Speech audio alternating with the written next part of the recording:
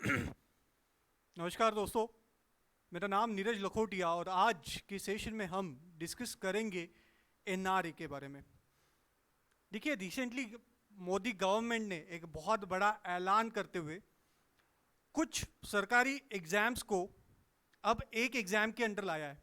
मतलब जो सरकारी अलग अलग एजेंसी थी, वैसे तो अभी इस वक्त भारत के अंदर 14 सरकारी एजेंसीज है जो रिक्रूटमेंट करता है, उसमें से 3 एजेंसीज को अभी फिलहाल इस एनआरए के अंडर लाने का प्रस्ताव है, इनफैक्ट ला चुके हैं। तो ये कैसे होगा एनआरए, क्या इसका स्ट्रक्चर होगा, कौन कौन सी ऑर्गेनाइजेशन के लिए रिक्रूटमेंट करेगा और इसकी रिक्रूटमेंट कब, साल में कितनी बार होगी, इसका सिलेबस क्या होगा, इन सब इंफॉर्मेशन को हम इस वीडियो में डिटेल में जानेंगे।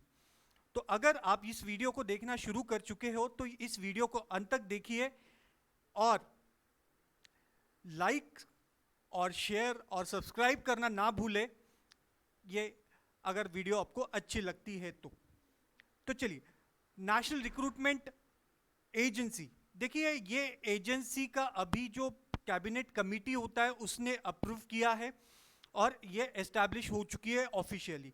बस इसका काम 2021 से स्टार्ट होने वाला है। ये एक एग्जाम कंडक्ट करेगी जिसका नाम होगा सीईटी। मतलब अब रिक्रूटमेंट के लिए अब तक जो अलग अलग एग्जाम्स की जाती थी उसके बदले केवल एक कॉमन सीईटी कंडक्ट की जाएगी।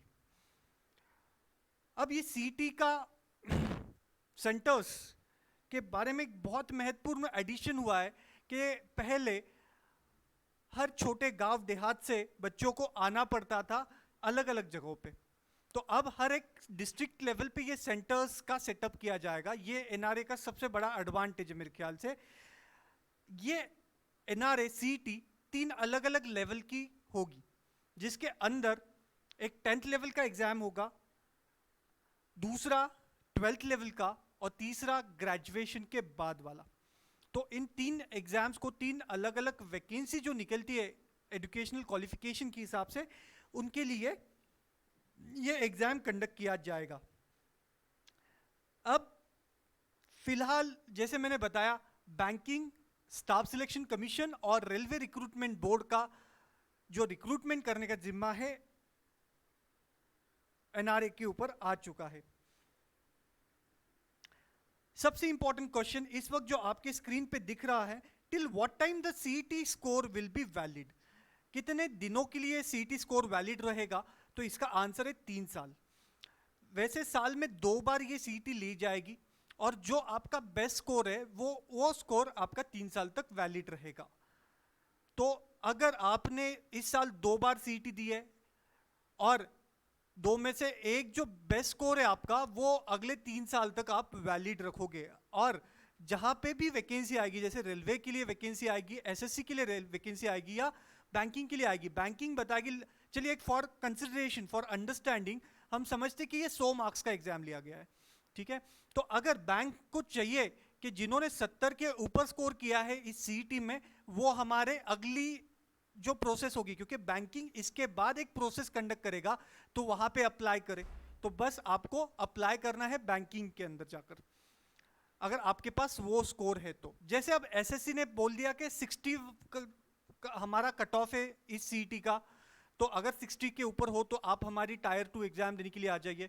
रेलवेज बोलेगा 50 है। तो ये अलग अलग स्कोर जो भी एग्जाम के बाद हर एक ऑर्गेनाइजेशन अपना स्कोर बताएगी। अगर आपके पास उतना स्कोर है तो आप उसकी जो फर्दर प्रोसेस ऑफ सिलेक्शन है उसके अंदर शामिल हो जाओगे, ठीक है। मतलब सीईटी निकालना ये केवल एक स्क्रीनिंग टेस्ट है, ठीक है। CET will be treated as a screening test.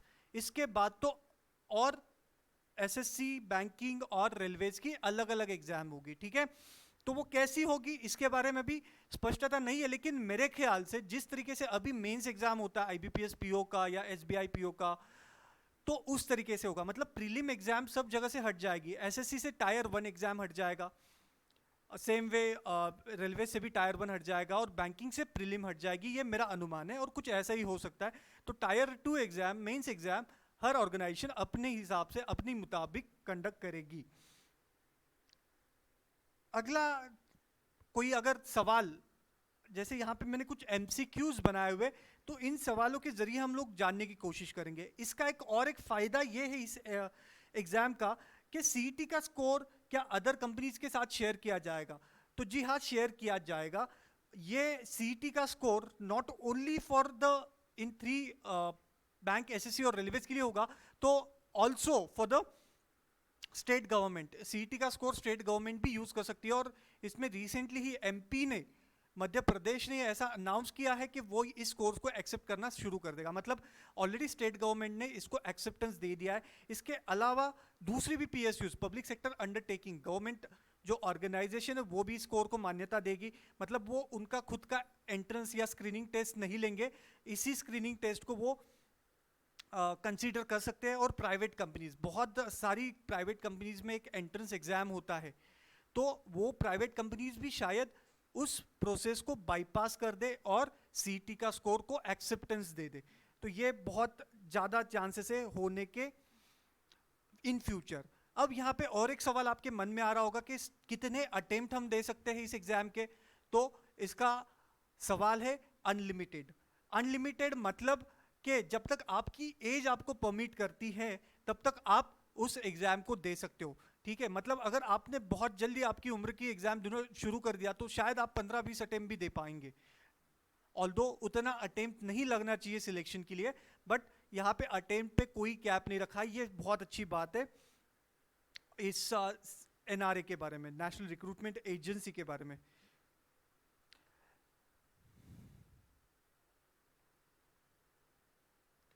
देखिए, जैसे इन सवालों को हमने जो बताया था, तो लगभग जितने भी सवाल हो सकते थे इस NRA को लेकर, उन सवालों का आपके दिमाग में आना जायज़ है। और मैंने कोशिश की इस वीडियो के ज़रिए कि आपकी ये सभी कंफ्यूजन दूर हो जाए। लेकिन देखिए दोस्तों, के एक बहुत बड़ा बदलाव आपके सामने आने जा रहा है।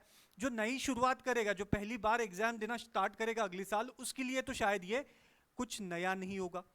वो सिंस वो पहली बार ही अपीयर कर रहा है, तो उसके लिए तो कोई खास बदलाव नहीं होगा। उसके लिए तो वो जिस ढंग से दिया है उसको वो एक्सेप्ट कर लेगा। लेकिन जिन लोगों ने इससे पहले प्रिपरेशन स्टार्ट कर चुके हैं, जिन्होंने 1-2 साल से कुछ एग्जाम्स दिए हुए, उनको ये बदलाव के अकॉर्डिंग बदलना होगा। पहले बहुत सारी एग्जाम फ्रीक्वेंटली आती थी, अब साल में 2 ही बार होगा। तो इसका फायदा भी ये होगा कि रिक्रूटमेंट का नंबर बढ़ा होगा।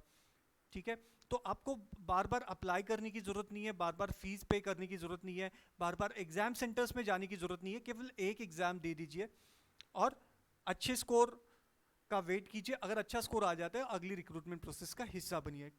ठीक है, गवर्नमेंट ने इस प्रोजेक्ट के लिए 1500 करोड़ का बजट दिया है। मतलब गवर्नमेंट काफ़ी सीरियस नज़र आ रहा है इस पूरे रिक्रूटमेंट को लेकर। और तीनों ऑर्गेनाइजेशन एक साथ आएगी तो नंबर ऑफ वैकेंसी भी थोड़ी ज़्यादा आने की संभावना हो सकती है।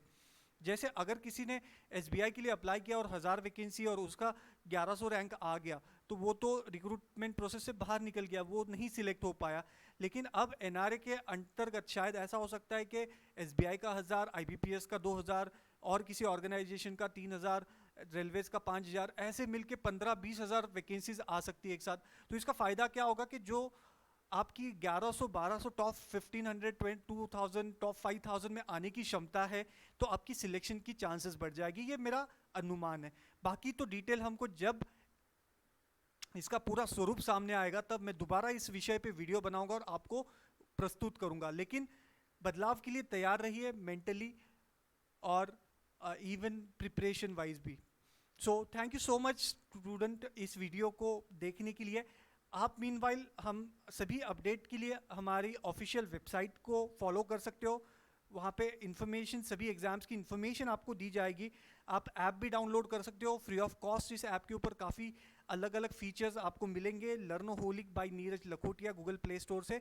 ये केवल इस वक्त एंड्रॉयड मोबाइल के लिए उपलब्ध है। और इंस्टाग्राम और फेसबुक पे हमें फॉलो कर सकते हैं। और आपकी अगर इससे संबंधित कोई भी क्वेरी है तो आप हम तक पहुंच सकते हो कॉल द्वारा भी, इस दिए गए नंबर पे। सो धन्यवाद दोस्तों, मिलेंगे अगली वीडियो में। जय हिंद।